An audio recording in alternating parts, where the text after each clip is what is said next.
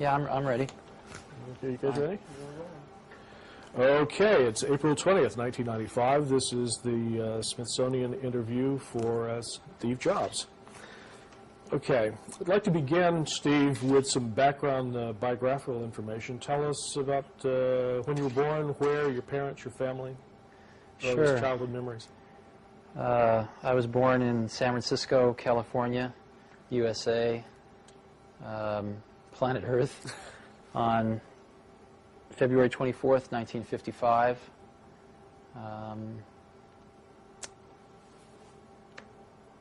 I could go into a lot of details of my youth, but I don't know that anybody would really care about that too much. Only mine in 300 years, because all this print's going to disintegrate. Tell me a little bit about your parents, your family. What are the earliest things you remember? 55, Eisenhower was still president. Yeah, I don't remember him, but I do remember growing up in the, sort of the very late 50s, early 60s. It was a very interesting time in the United States of America. America was sort of at its pinnacle of post-World War II prosperity, I think, and everything had been fairly straight and narrow, from haircuts to culture in every way, and it was just starting to kind of broaden into the 60s where things were going to start expanding out in new directions. But it hadn't quite gone that way, and everything was still very successful, very young. America seemed very, very young and naive in many ways to me, from my memories of that time.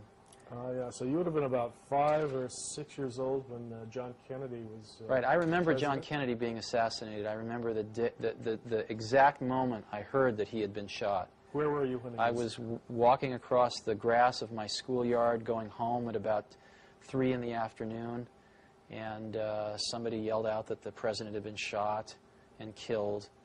And I must have been about 7 or 8 years old then, I guess. And I knew exactly what it meant. I also remember very much the Cuban Missile Crisis. I probably didn't sleep for 3 or 4 nights because I was afraid if I went to sleep I wouldn't wake up. And I absolutely, even at, I guess I was about 6, 7 years old. Yeah. Again, I understood exactly what was going on. I think everybody did. And it was really a terror that I will never forget in my life, and probably has never really left. And I think that everyone felt it at that time. Oh, yeah. Those of us who were older, I remember being in high school and making plans of where we'd meet if the country was devastated. It was a strange, strange time. One of the things we're trying to get a handle on is sort of passion and power, and early things that you were passionate about, that you were really interested in, that you think. Well, I was very lucky. I had a father named Paul who was a pretty remarkable man. He'd never graduated from high school. He joined the Coast Guard in World War II and ferried troops around the world for General Patton, I guess. And I think he was always getting into trouble and getting busted down to what's private, I think, is the lowest, right? Yeah. But he was a machinist by trade and worked very hard and was kind of a genius with his hands. And he had a workbench out in the garage where, when I was about 5 or 6, he sectioned off a little piece of it and said, "Steve, this is your workbench now." And he gave me some of his smaller tools, showed me how to use a hammer and a saw and how to build things. And it really was very good for me. He spent a lot of time with me teaching me how to build things, take things apart, put things back together. And one of the things that he touched upon was electronics. He did not have a deep understanding of electronics himself, but he'd encountered electronics a lot in automobiles and other things that he would fix. So he showed me the rudiments of electronics, and I got very interested in that. And then I grew up in Silicon Valley. My parents moved from San Francisco to Mountain View when I was 5. My dad had gotten transferred. And that was right in the heart of Silicon Valley. So there were engineers kind of all around. And Silicon Valley at that time was still orchards for the most part. I mean, it was apricot orchards and prune orchards. And it was really paradise. I remember there not being... I remember almost every day the air being crystal clear, where you could see from one end of the valley to the other. And this was when you were 6, 7, Yeah. 8 years old at Right, this time. exactly. And it was really the most wonderful place in the world to grow up. And there was a man that moved in down the street, maybe about 6 or 7 houses down the block, who was new in the neighborhood with his wife. And it turned out he was an engineer at Hewlett-Packard, and he was a ham radio operator and really into electronics. And what he did to get to know the kids on the block was a rather strange thing. He put out a carbon microphone and a battery and a speaker on his driveway where you could talk into the microphone and your voice would get amplified on the speaker. It's kind of a strange thing to do when you move into a neighborhood, but that's what he did. This is great. And I, of course, started messing around with this, and I'd always been taught that you needed an amplifier to amplify the voice of a microphone for it to come out of a speaker. Oh, yeah. My father had taught me that, so I went home and proudly announced to my father that he was all wrong and that this man up the block was amplifying voice with just a battery. My father told me I didn't know what I was talking about. We got into a very large argument about this, so I dragged him down and showed him this, and he himself was a little befuddled. And I got to know this man whose name was Larry Lang, and he taught me a lot of electronics, too. He was great. And he used to build, you know, Heathkits, which they don't really have anymore. But Heathkits were really great. These Heathkits were these products that you would buy in kit form. You'd actually pay more money for them than you would if you just went and bought the finished product, if it was available. But these Heathkits would come with detailed manuals and on how to put this thing together, and all the parts would be laid out in a certain way and color-coded, and you'd actually build this thing yourself. And I would say that gave one several things. It gave one an understanding of what was inside a finished product and how it worked, because it would all include a theory of operation. But maybe even more importantly, it gave one the sense that one could build the things that one saw around oneself in the universe. I mean, you see, these things were not mysteries anymore. When you looked at a television set, you would think, well, I haven't built one of those, but I could. There's one of those in the Heathkit catalog, and I built 2 other Heathkits, so I could build a television set. I could build, you know, things became much more clear that they were the results of human creation, not these magical things that just appeared in one's environment and one had no knowledge of their interiors. So it gave one a tremendous degree of self-confidence that through exploration and learning one could understand seemingly very complex things in one's environment. And so, you know, that was my childhood was very fortunate in that way. Yeah, I had a rough time in school. It sounds like you were really lucky to have your dad as both a sort of a mentor and a hero. And I was going to ask you about school. What was the formal side of your education like? Good, bad, school was pretty hard for me at the beginning. My mother had taught me how to read before I got to school, and so when I got there, I really just wanted to do 2 things. I wanted to read books, because I loved reading books, and I wanted to go outside and chase butterflies and do all the things that, you know, 5-year-olds like to do. And I encountered authority of a different kind than I'd ever encountered before, and I did not like it. And they almost got me. They came this close to really beating any curiosity out of me.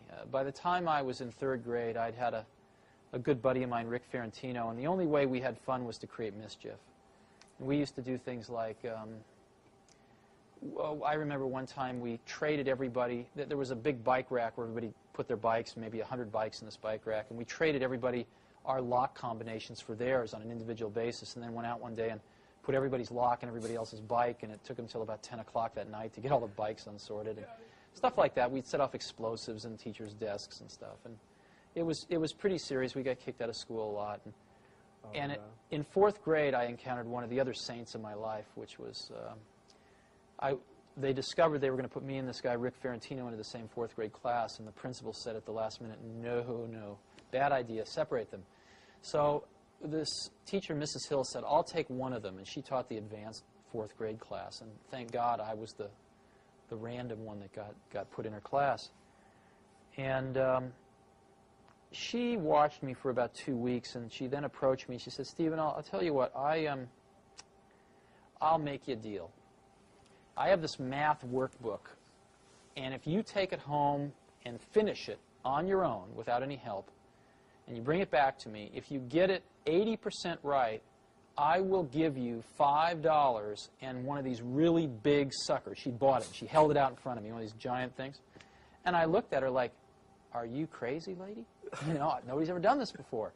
And, of course, I did it. And she basically bribed me back into learning with candy and money. And what was really remarkable was that, you know, before very long I had such a respect for her that I sort of reignited my desire to learn. And she was remarkable. She got me kits for making cameras. You know, I ground my own lens and made a camera, and it was really quite wonderful. And I think I probably learned more academically that 1 year than I've ever learned in my life. And it created problems, though, because when I got out of 4th grade, they tested me and they decided to put me in high school. And my parents said no, thank God. They said he can skip 1 grade, but that's all. But not to high school. But not to high school. No way, no how. Oh, that's good. And I found skipping 1 grade, you know, to be very troublesome in many ways. That was plenty enough. And but it did create some problems. I'm going to get myself a little out of order here, but this seems like such a good place to talk about it.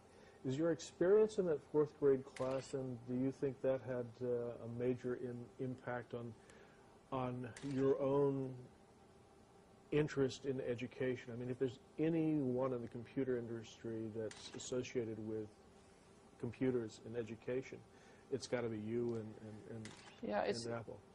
I'm sure it did, but you know,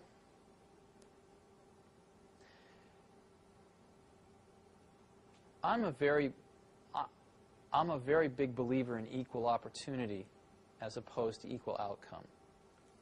I don't believe in equal outcome because, unfortunately, life's not like that, and it'd be a pretty boring place if it was. But I really believe in equal opportunity, and equal opportunity to me, more than anything, means a great education. Probably, you know, the second, maybe even more important, is a great family life, but I don't know how to do that. I don't think anybody knows how to do that. But it pains me because we do know how to provide a great education. We really do. If we got our act together, we could make sure that every young child in this country got a great education. And we fall far short of that. And I know from my own education that if I hadn't encountered 2 or 3 individuals that spent extra time with me, I'm sure I would have been in jail. I'm 100% sure if it hadn't have been for Mrs. Hill in 4th grade and a few others, but maybe even especially her, I absolutely would have ended up in jail. Because I could see those tendencies in myself to sort of have a certain energy to do something, and it could have been directed to doing something interesting that other people thought was a good idea, or doing something interesting that other people maybe didn't like so much. Put you in jail, right? And so, I think when you're young, a little bit of course correction goes a long way. And I think it takes pretty talented people to do that. And I don't know that enough of them get attracted to go into public education. You can't even support a family on what you get paid. On what you get paid. And if you're smart, I sort of feel if somebody's smart enough that you want to turn your kids over to them for the majority of their childhood. I mean, the majority of their waking hours in their childhood are spent not with your parents, but with your teachers. Sure. I'd like the people that are teaching my kids to be good enough that they could get a job at the company I work for making $100,000 a year. Mm-hmm. Well, why should they work at a school for $35,000, $40,000 a year if they could get a job here at $100,000 a year? Absolutely. I mean, that's not is that an intelligence test? I mean, yeah, so exactly. I think we should basically be hiring them and paying them $100,000 a year. But the problem there, of course, is the unions. The unions are the worst thing that ever happened to education, because it's not a meritocracy. Yeah, exactly. It turns into a bureaucracy, which is exactly what's happened. And teachers can't teach, and administrators run the place, and nobody can be fired. It's terrible. Well, some people say that that this new technology may be the networking world, if you will, may be a way to bypass that. Are you optimistic? No, I absolutely don't believe that. And as you pointed out, I've probably helped put more computers in more schools than anybody else in the world, and I'm up until this point in time, and I'm absolutely convinced that that is by no means the most important thing.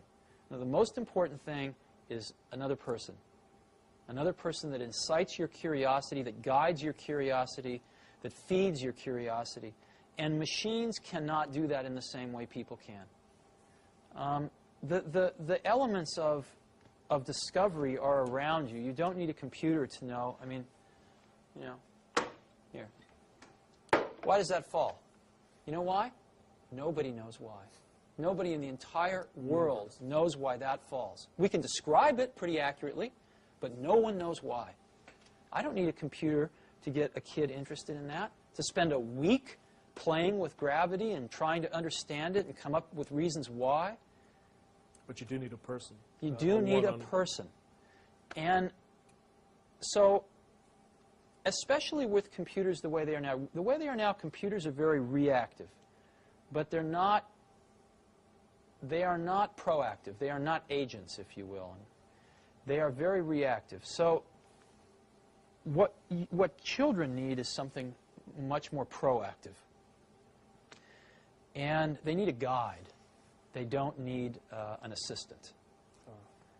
And I think we have the material to solve this problem in the world. It's just being deployed in other places. And I've been very strong believer that what we need to do in education is go to the full voucher system. I know this isn't what you care about, but this is what I care about a great deal. Well, and this is exactly what we care about. Okay, great. This was believe it or not, this was at the end, and we're one just of the things that I feel is that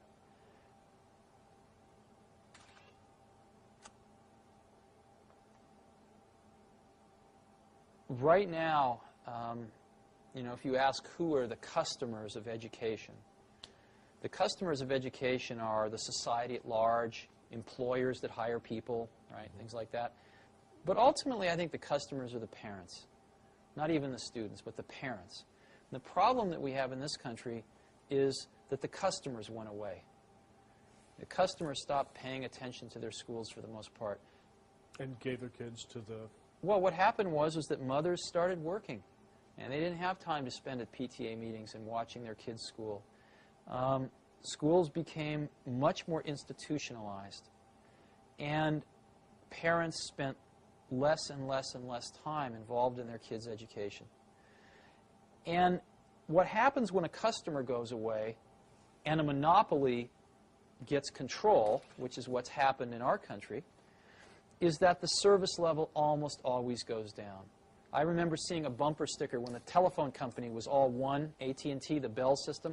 I remember seeing a bumper sticker with the Bell logo on it, and it said, "We don't care. We don't have to." You know? And that's what a monopoly is. Sure. That's what IBM was in their day, and that's certainly what the public school system is. They don't have to care. Now, it turns out, let's go through some economics. The most expensive thing most people buy in their lives is a house. Second most expensive thing is a car, usually. And a car costs, average car is approximately about $20,000 now, $16,000, $20,000. And an average car lasts about, what, 8 years? Right? You buy another one. Yeah. So approximately, you know, $2,000 a year, right, for an 8-year commitment. Well, your child goes to school, right, approximately 8 years in K through 8, right? Right. You don't like to switch schools. It's about an 8-year commitment. What does the state of California spend per pupil per year? I have no idea. In a public school? I have no idea. What they spend per year per pupil is about $4,400. Wow. Okay? Over twice as much as a car. Now, it turns out that when you go to buy a car, you have a lot of information available to you to make a choice, and you have a lot of choices. Oh, yeah. I mean, General Motors and Ford and Toyota and Chrysler and Nissan, they are advertising at me like crazy. I can't get through a day without seeing 5 car ads. And they seem to be able to make these cars efficiently enough that they can afford to take some of my money and advertise to other people with it. Sure. So that everybody knows all about these cars. And they keep getting better and better and better each year because there's a lot of competition. And there's a warranty. And there's a warranty, that's right. But in schools, since people don't feel like they're spending their own money, they feel like it's free, right? No one does any comparison shopping. Matter of fact, if you want to put your kid in a private school, you can't take the $4,400 a year out of the public school and use it. You have to come up with, you know, $5,000 or $6,000 of your own, or even $4,400 of your own money. Sure. Or more. I believe very strongly that if the country gave each parent a voucher, a check for $4,400 that they could only spend at any accredited school, that several things would happen. Number one, schools would start marketing themselves like crazy to parents to get students. Secondly, I think you see a lot of new schools starting. I've suggested as an example, if you go to Stanford Business School, they have a public policy track. They could start a school administrator track. So you could get a bunch of people coming out of college, tying up with somebody who just got out of business school. They could be starting their own schools. Sure. You could have 25-year-old kids out of college, very idealistic, full of energy. Instead of starting a Silicon Valley company, they'd start a school. And I believe they would do far better than many of our public school teachers do. The third thing you'd see is I believe that you would see the quality of schools, again, just like in a competitive market, start to rise. Some schools would go broke. A lot of the public schools would go broke. There's no question about it. It would be rather painful for the first several years. And deservedly so. But I think far less painful than the kids going through the system as it is right now. And some people, the biggest complaint is, of course, that schools would pick off all the good kids and all the bad kids would be left to wallow together in either a private school or the remnants of the public school.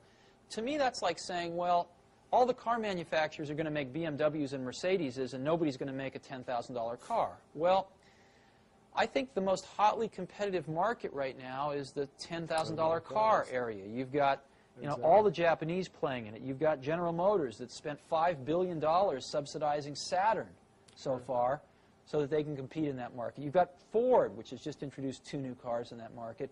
You've got Chrysler with the Neon. So you're spending $32,000 and you're getting a $500 used car in some cases.